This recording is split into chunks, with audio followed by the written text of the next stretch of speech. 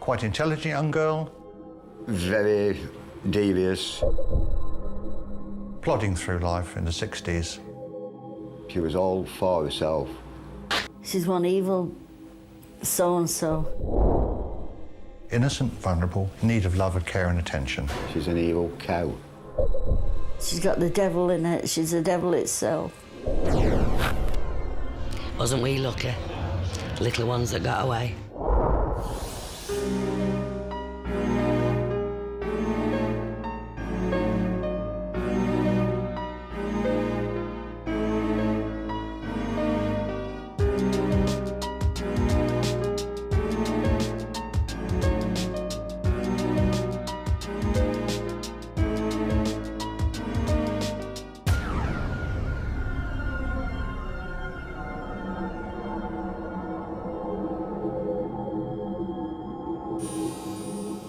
The crimes committed by Moor's murderer Myra Hindley shocked the nation. Hindley has been demonised as the most evil woman in Britain.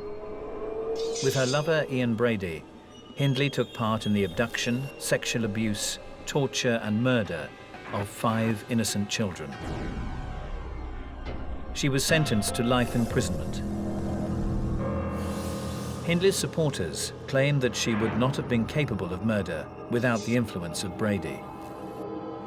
With the help of criminal psychologist and forensic profiler David Holmes, we aim to delve into the mind of this infamous killer. Was Hindley indoctrinated into Ian Brady's murderous world, or was she quite simply born to kill? When it comes to the born to kill argument, Myra Hindley is very interesting because she is actually reputed to have had a very normal childhood and then have met this very macabre stranger who then transformed her life into one of evil. Now, that is a very simple story which requires further examination. Myra Hindley died in prison on November the 15th, 2002, after serving 33 years. She was 60 years old. Myra and Ian might have carried on torturing, sexually assaulting and killing children if it had not been for one man, David Smith, and his confession at Hyde Police Station on October the 7th, 1965. David had witnessed Ian brutally murdering their 5th victim, Edward Evans. The final murder they committed was that of Edward Evans. He was a teenager, and Brady and Hindley had met him on Central Station and persuaded him to come back to the house with them. Myra said that Ian picked him up for gay sex. They brought Edward Evans back, and the next and most interesting thing about this death, and the thing that actually stops the whole cycle of killing, is that Ian told Myra to go and fetch David Smith. David Smith had the reputation of being a neighbourhood hard man. He'd started dating Myra's sister, Maureen.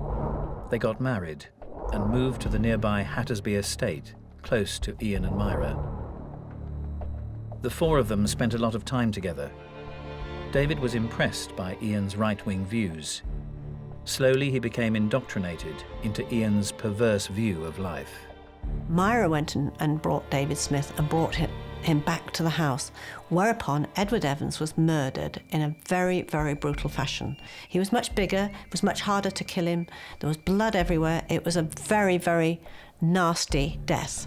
Brady had been grooming Myra's brother-in-law for several months and was confident he could trust the 17-year-old to not only keep a secret, but also to become actively involved in their murderous plans. But Brady miscalculated David. Eventually, Edward Evans was killed and his body was parcelled up and wrapped up, and they took him upstairs with great difficulty and locked him in a bedroom. How much David Smith was involved in the actual killing, he says not, but he said he had to do certain things because Ian was controlling it and forcing him to. He said he had to do what he had to do, clean up and help Myra and Ian that night, and he had to help them to do everything to save his own neck. Then he went back home and told Maureen what happened. With a large carving knife to protect them, they went down to the phone box and they phoned the police, and they stood in that phone box until the police arrived, and the pair of them were really, really terrified and horror-struck. David Smith gave an account of what had happened on that evening. Myra wasn't present during the physical murder. She was actually in the kitchen, but she was certainly involved in the cleaning up of the house afterwards because, as you can imagine, there was an awful lot of blood, and I think it's fair to say that David Smith had certain views about her thoughts at the time. They were flippant remarks about blood and tissue around the room. The crime scene of the murder of Edward Evans was a grossly blood-splattered affair, in the midst of which Myra Hindley was projecting herself as a laughing, gay, busy housewife, tidying up a normal domestic scene. She normalised what was grossly abnormal. For this particular scene, it helped her to distance herself from the reality, the horror of what she was engaging with. David and Maureen's story was taken seriously by the police. 24 officers were called to Ian and Myra's house. David Smith had warned them that there were guns on the premises. They decided that they would do this in a sort of undercover way. So when the knocker went and Myra Hindley answered the door, it was not a policeman on her doorstep, it was a breadman with a basket of bread loaves. Myra said, "We don't have bread," and then he said, "But I'm a policeman," and they went inside. The police insisted on searching the house, which they resisted, but eventually they, of course, had to accede, and the body of Edward Evans was found. Little did they realise, but the police were about to stumble across one of Britain's most notorious criminal cases, the Moors murders. Straight away, Ian Brady was arrested, but Myra Hindley was, having been questioned, she was allowed to go home. They didn't believe she was involved. However, because of David Smith's insistence that there were probably more murders involved, the police continued to investigate, and they searched the house very thoroughly. They actually found a list of, which Ian said was the planning for a robbery, and it had enigmatic initials on it, and one of them was PB. And eventually, down the spine of a prayer book, they found a ticket for a left luggage office at a station in Manchester. And they found out which one it was and claimed a suitcase back. Majority of serial killers take some form of trophy of their crimes away with them, whether it can be rings or it can be jewellery or it can be a hair. And it was in this suitcase that they found all the photographs and the tapes of Lesley Ann Downey's last few minutes on Earth. Brady and Hindley were not unusual. They had tape recordings of the torture and the murder and the pleadings of Lesley Ann Downey. 10-year-old Lesley Ann Downey had mysteriously gone missing from the area 6 months earlier. David Smith told the police that Ian had joked about burying children on the moors. Eventually, with the use of the photographs that had been taken of Myra with her dog and Ian up on the moors, they managed to actually find a place where they thought that they might fruitfully start digging for bodies. Myra was arrested and charged a few days after Ian. Her dog, Puppet, was also taken into custody because the police knew that if they could establish the age of the dog, they would be able to establish when some of these photographs were actually taken. A vet put the dog under general anaesthetic and was trying to establish the age from its teeth. And tragically, Puppet died, and Myra Hindley was heard to scream around the police station, "Murderers!"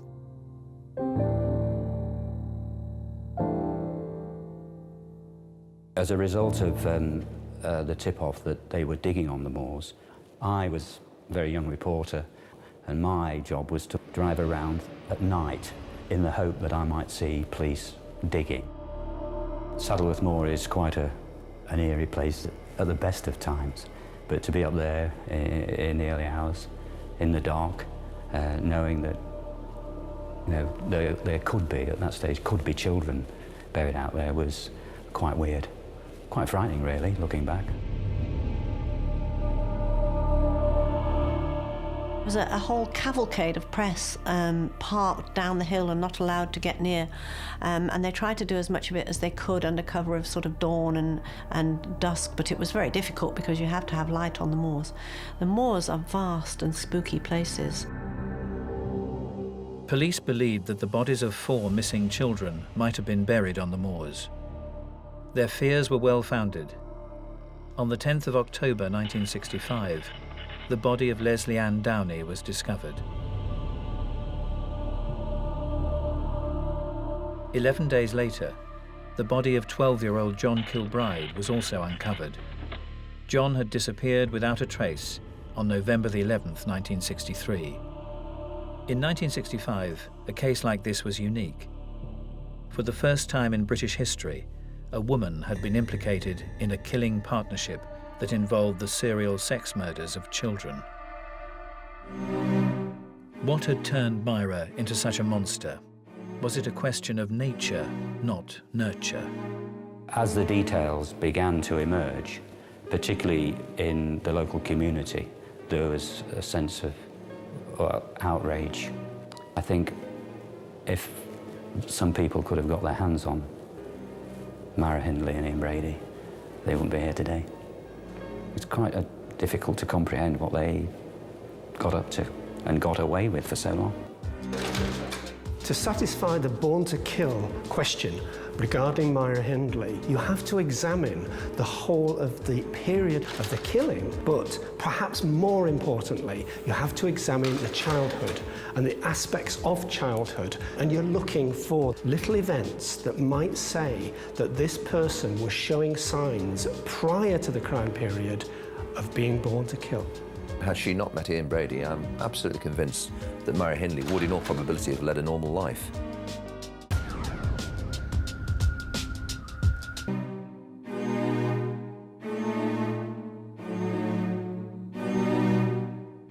Ian Brady and Myra Hindley were sadosexual killers. These particular murderers become hooked on inflicting torture on their victims. Their pleasure is gained in a perverse game of cat and mouse, stalking, entrapment, and killing of their quarry. In the case of Brady and Hindley, their favoured prey were children. What normal and everyday person could watch a man sexually abuse a child, torture them, strangle them, murder them, and dig a shallow grave on the moors and put them in it and walk away and sleep at night, which she did for many years. So how did a seemingly normal child grow into an adult so perverse that she would gain pleasure from the sexual abuse and murder of children? When looking at serial killers such as Myra Hindley, you have to very carefully examine not only the period when the crimes were being committed, but look very carefully at the childhood in order to separate out those things which may be clearly environmental, those things that may have been biologically there all the time, and those interactions between them.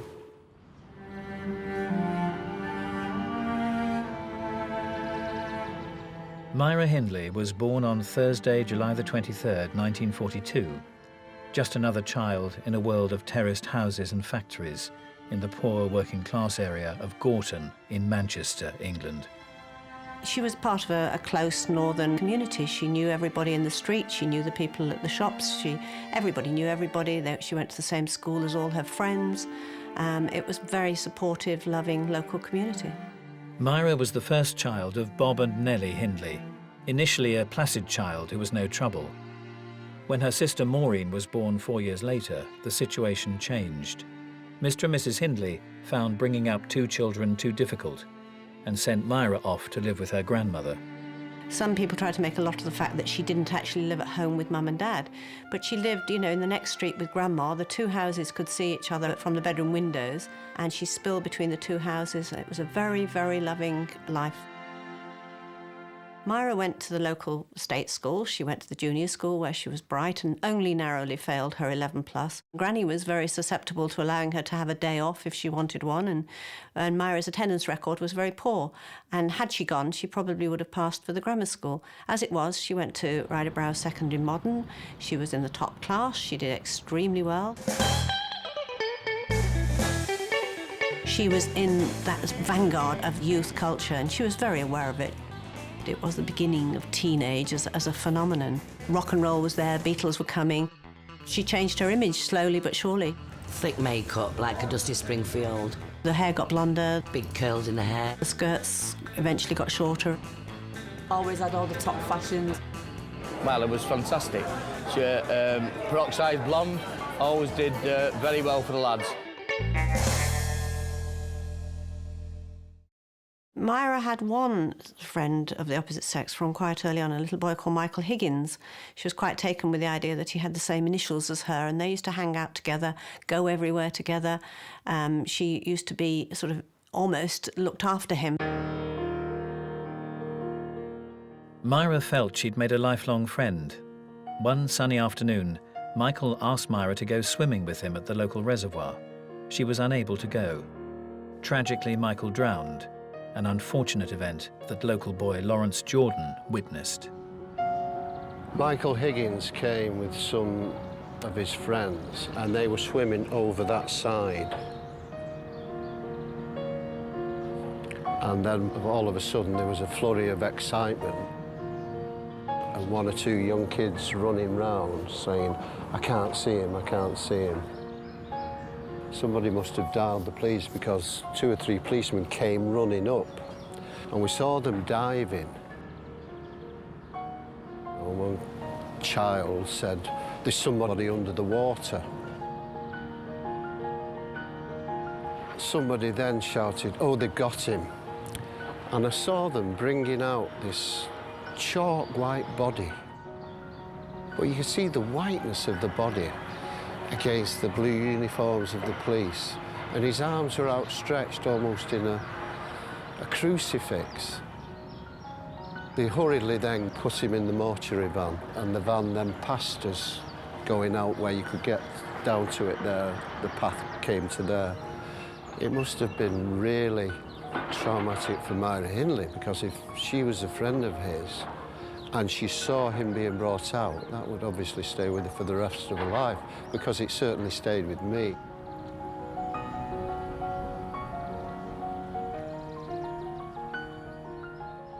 And after that, she went in a shell for a while. She was absolutely devastated of the fact that he died. She wasn't the same girl for months and months after that. In fact, it was a year or so, a long time. She went and visited his parents, his mother, all the time, and she actually converted to Catholicism. Michael had been a Catholic, and she actually converted in the wake of his death. With Michael, she invested quite a lot and lost quite a lot. And to some degree, although she might have blamed herself, she also blamed everyone else. And this was the beginning of the distancing of her from other people. And also, within this, she would hide in religion. This was another step away from humanity and towards a new kind of aim and career. It was not long after Michael's death that Myra left school. On her 17th birthday, Hindley became engaged to Ronnie Sinclair, a local boy who worked at the co-op. However, Myra's apparent contentment with her ordinary life didn't last long. Half the time Myra wanted the sort of classic husband and 2 kids, which all the girls around her aspired to, but there's another part of her that really didn't want to do that. Being brought up by her grandmother to have a certain sense of self-importance, Myra Hindley did require more from life than simply 2.4 children and a marriage. This would not be stimulating to her. For some women, they require a certain amount of violence, a certain S&M quality to their relationship, and Myra was of this type. Eventually, she landed a job as a typist secretary at Millward's, which was the place where she ultimately met Ian Brady. Ian Brady was working in the office at the time. He completely ignored her for many, many months. He was aloof. She describes him as an extremely good-looking individual. He was always well-dressed. Ian was, quite an attractive, handsome. He used to have this big motorbike that everybody wanted to sort of like go around when you're kids and have a go of it or look at it. And, you know, I think he was just mesmerised by it, wasn't he, really? Yeah, there wasn't very many motorbikes in Gordon at the time. She very, very quickly came to be absolutely fascinated by him, and the perfect example of this is she kept this very childish diary in which she wrote things like, "He looked at me today, Ian spoke to me today, Ian is in a bad mood today." He's not looked at me today. He has looked at me today. Will he take me out at weekend?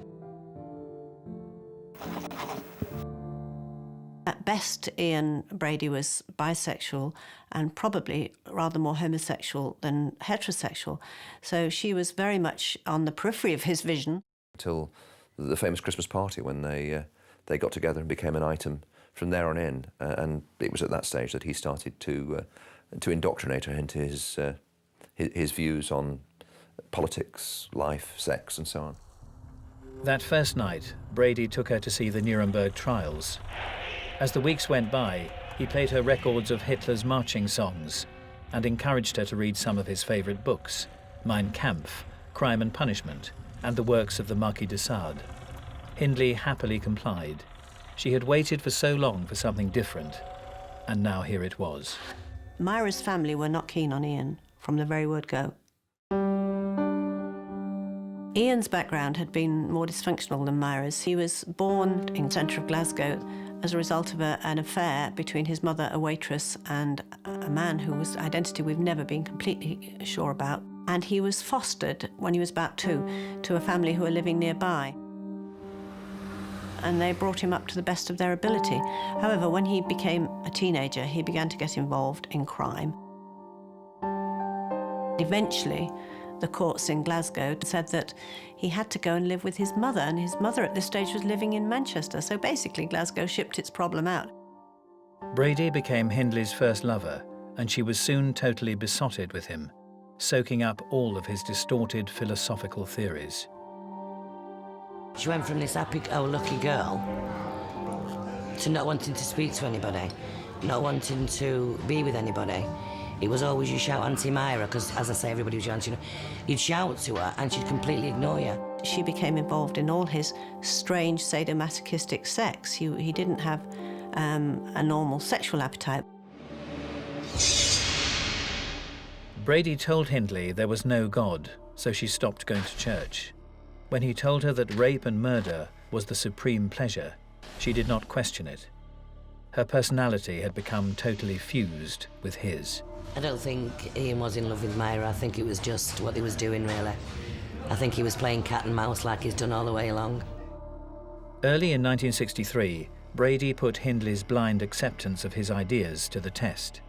He began planning a bank robbery and needed her to be his getaway driver. Immediately, Hindley began driving lessons, joined the local rifle club, and purchased 2 guns. The robbery was never carried out, but Brady's purpose had been fulfilled. Myra had shown herself to be a willing partner in crime. He had so many wonderful dreams and schemes, and she was obviously very, very impressed by him. Unfortunately, what Brady actually had in mind was the destruction and torture of children, and she got swept along with it, and the poison infected her. And that was how they embarked on their first murder. Pauline Reade was on her way to a dance. She'd left home dressed in her pink party dress. Myra knew her. Myra pulled up in the car alongside her and asked Pauline if she would come and help her look for a glove. And it transpired that Myra drove her up to the moors, with Ian Brady following on his motorbike close behind. And what we do know is that Pauline got out of the car, presumably went to look for the glove with Myra, and that Ian Brady then came up behind and, as far as we know, hit her with a spade and killed her, and sexually assaulted her. But to kill Pauline and to walk around the community knowing that everybody was looking for Pauline and held her head high. She didn't even blink, nobody had an inkling or anything. Almost, Pauline was a dangerous one because they did have some connection with her. He knows that the way to do the murders is to pick up children because they're easy, Myra to do the picking up because that is much the easiest way of doing it, and to do children that they do not know. So that takes them on to meeting John Kilbride.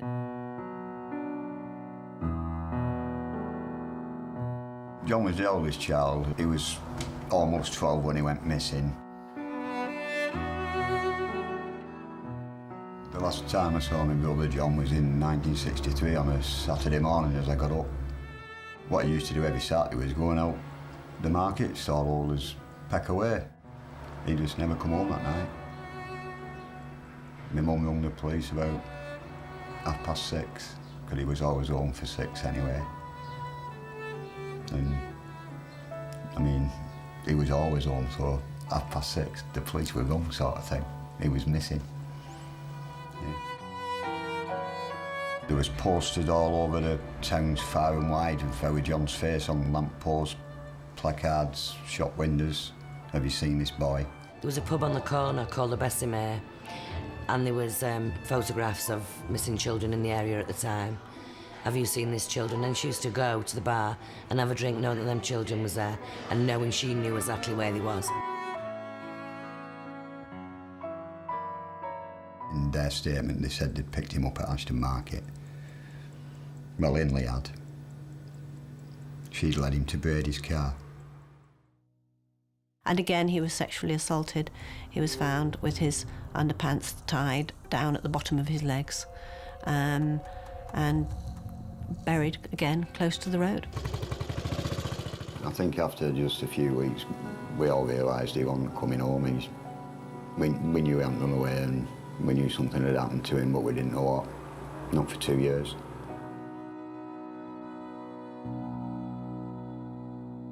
The role that Myra Hindley played was always one of the initial contact with the child.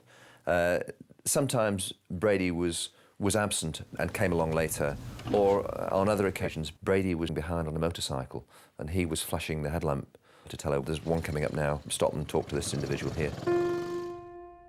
Last time I saw Keith on the 16th of June, 1964. Their method of abducting and killing children worked. Myra and Ian were driven to try it again. 6 months later, they chose 12-year-old Keith Bennett. He went to his grand's, or he should have gone to his grand's, and he didn't get there. He was walking down Plymouth Road West, crossed Stockport Road and into one of the side streets. She seen him at the top end of the entry, so she went round and collared him and picked him up, said something to him, and he went in the car, no messing, because he thought he was doing a good service to somebody.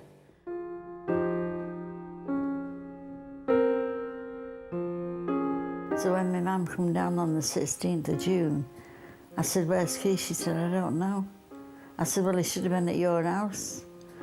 And then I thought, well, I better go to the police station and tell them. And they said it'd give you 48 hours to get back. I said, well, where could he be? I said, he's not gone with any mates. I said, he never does that. I said, he comes straight home from school and that was it. But he disappeared and that was it.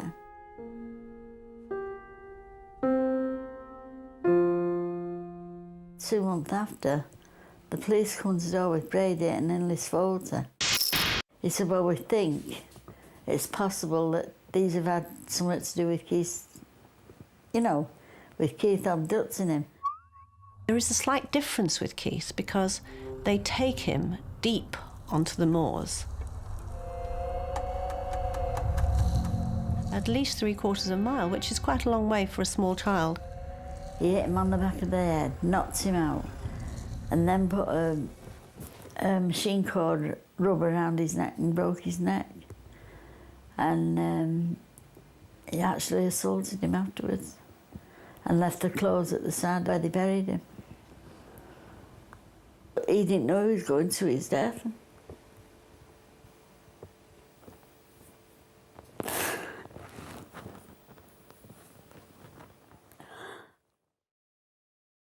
By this stage, Ian was living with Myra and her granny in Hattersley, which is an overspill town near Hyde, just outside Manchester.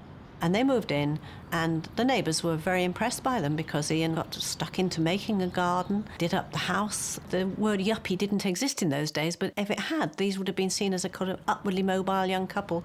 A further 6 months passed before the next abduction. The fourth victim was Lesley Downey, a young girl that they picked up at a fun fair in Manchester. And Myra, again, persuaded her to come in the car, and they took her home. This one is different because they took her back to their house in Hattersley. And there hasn't been an enormous amount of scope for torture and taking photographs and making tape recordings. But now that they've got a victim actually in their own house, they can indulge in all of that. And they ran a tape recorder, and this tape recording is, in fact, perhaps one of the most shocking things you will ever hear, but it's also the thing that completely condemned Myra Hindley in court. Her voice is heard on the tape, and it's telling the little girl to be quiet because clearly she was very distressed indeed. And she explained that she was very worried at the time that the neighbours might hear the little girl crying, and that was the concern. And Lesley Downey is pleading with her, please, Mum. She calls her Mum all the way through, as though by appealing to Myra's maternal instincts, she might make this whatever awful things are happening. But Myra is gagging her, ties a gag around her. We don't know what abuse happened. Myra claims that there was no sexual abuse. There probably was. And the next day they took Lesley and Downey up to the moors and buried her. The killing of Lesley and Downey marked a significant change in the killing career of Myra Hindley. The risk and the confidence to actually kill somebody within feet and inches of neighbours rather than out here on the moors.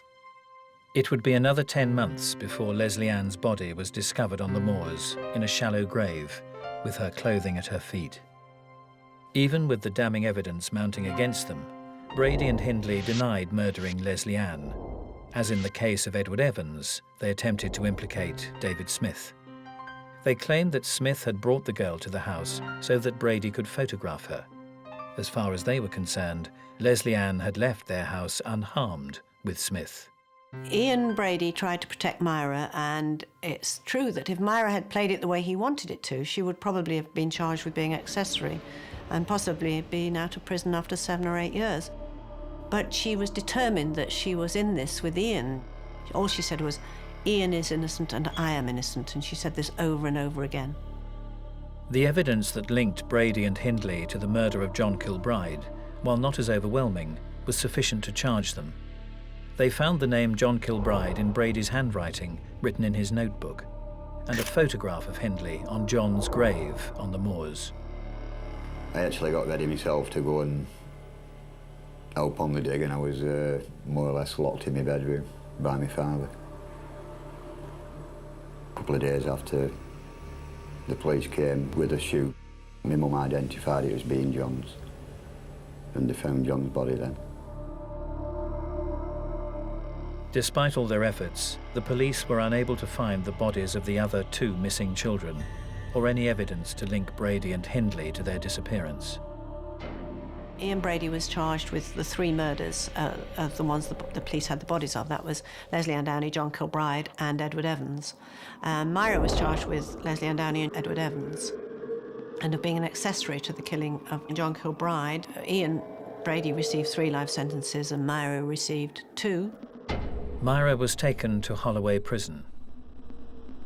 I'd put them all in a big enough hole to bury the bloody lot of them, throw acid on them, and then throw the soil on top of them and burn them alive, because that's all they need. Because them kind of people are not worth the salt of the earth. Not as far as I'm concerned, anyway. In order to evaluate the degree of influence Ian Brady had on Myra Hindley's criminality, you have to examine the point at which they were separated. Myra Hindley's behaviours will indicate whether or not he was the causal factor, or whether or not Myra Hindley was born to kill.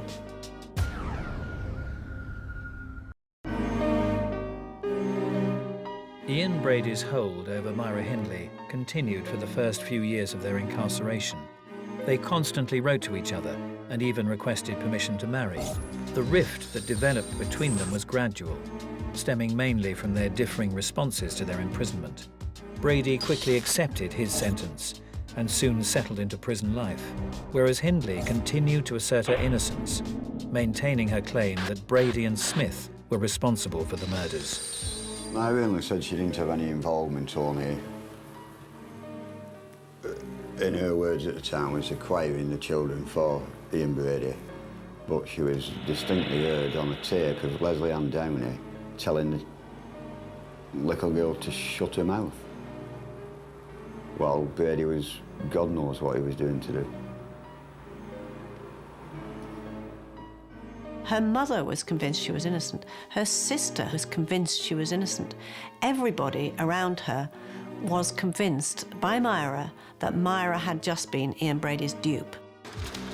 Myra Hindley's mind, the story was in place regardless of her innocence, and she would gather together anyone who would listen, give her time, and certainly anyone who would give her any publicity that might support her plea of innocence. In 1970, Hindley broke off all contact with Brady.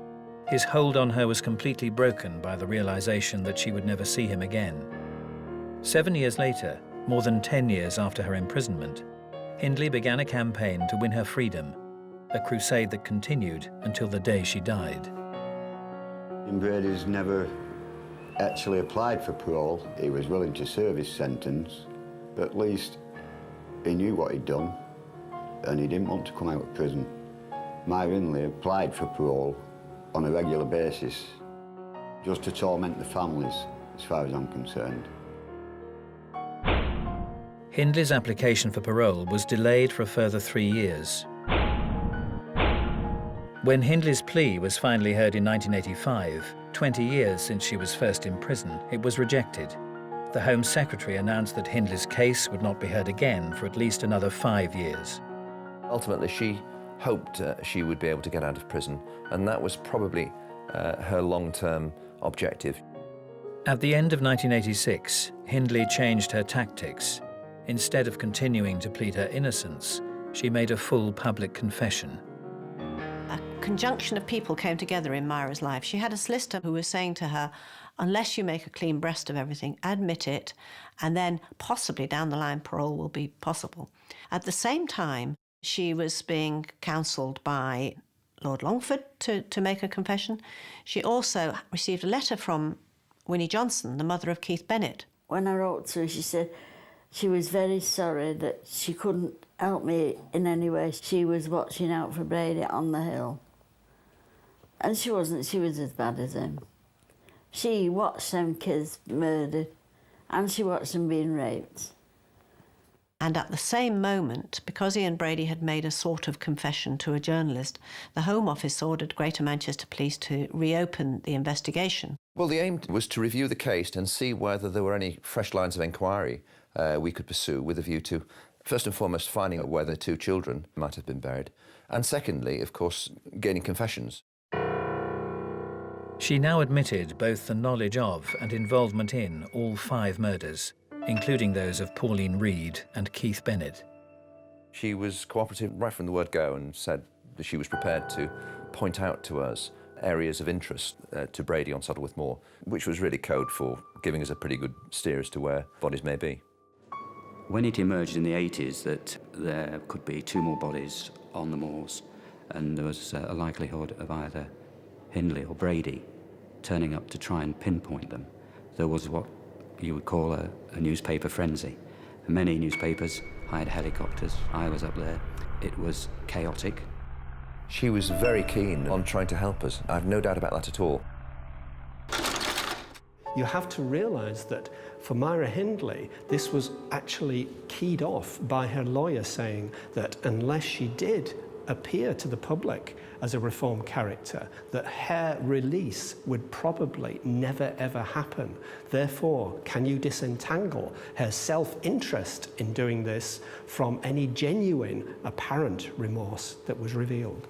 She pointed out or identified the areas that we'd already been searching. It was not until the following spring that we actually started excavating those 2 areas.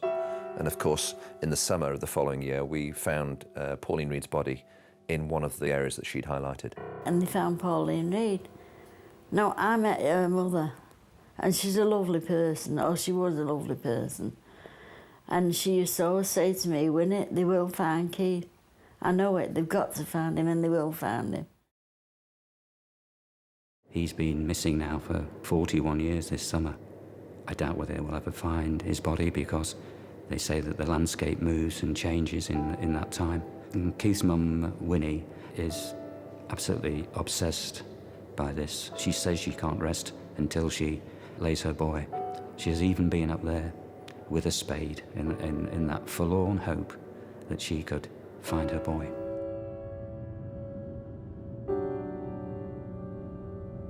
I love it up here because I know Keith's up here watching me. Other than that, I wouldn't come up, but I know he's up here and I know he knows I'm up here and he knows I'm putting flowers on the fence for him. No matter what hell or fire, I'll have him back.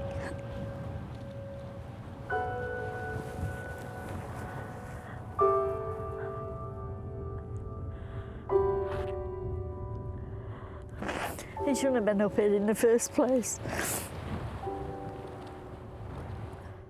I've been up on the moors quite a lot in my lifetime, and it's just not a nice feeling. It's not a nice feeling at all, but at least we have got our John where we can go and visit. Winnie Johnson still looking for her son. After 40 years, she's still looking for her son. Keith's body has never been found, but Hindley's confession has given his family some indication of how he died.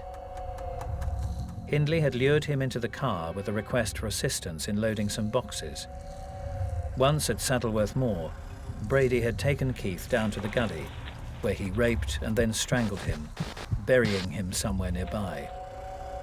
At the time of her confession, Hindley's solicitor expressed his belief that her chances of parole were greatly enhanced by her display of remorse. In 1988, she approached me to see if I could represent her at a time when she was making a number of important legal challenges to the High Court. And people said, well, look, Andrew, you've got to be careful. This is the most manipulative woman in the country. Be careful she doesn't manipulate you. Well, I've had many clients over the years seek to manipulate me. I can say Myra never did. Myra Hindley, as far as I could see, was an extremely clever and manipulative woman who managed to play the establishment to her own ends and draw people to her cause. The criminal justice system has always recognised that if you change and if you reform, you should be granted parole. All the experts were of the opinion that she had reformed. If you want to understand Myra Hindley, you have to compare her prison career with that of Ian Brady, who became a tortured man. Myra Hindley did not. She became a well-spoken, articulate defender of her own innocence. But I believe that she changed back from that evil persona to a genuinely sorry woman for the dreadful crimes that she had committed with Brady. What she hoped to gain by applying for parole, I don't know, because she could actually have been charged with the murders of 2 more children. And this is what I'd have pushed for if she'd have got parole. Whilst in prison, Myra rediscovered her faith in Catholicism. She continued to express remorse for her crimes.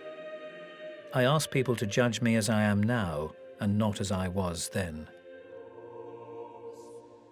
A lot of people turn to religion in prison to impress one group of people in particular, and that is the parole board.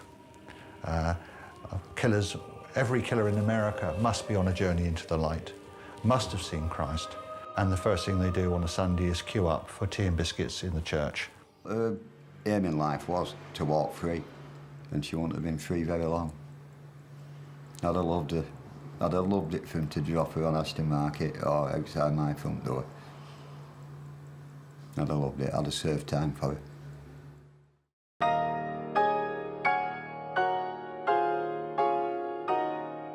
I'm certain in my mind that if Myra Hindley had never met Ian Brady, she would never have been involved in murder. She would have moved heaven and earth to do anything to please him.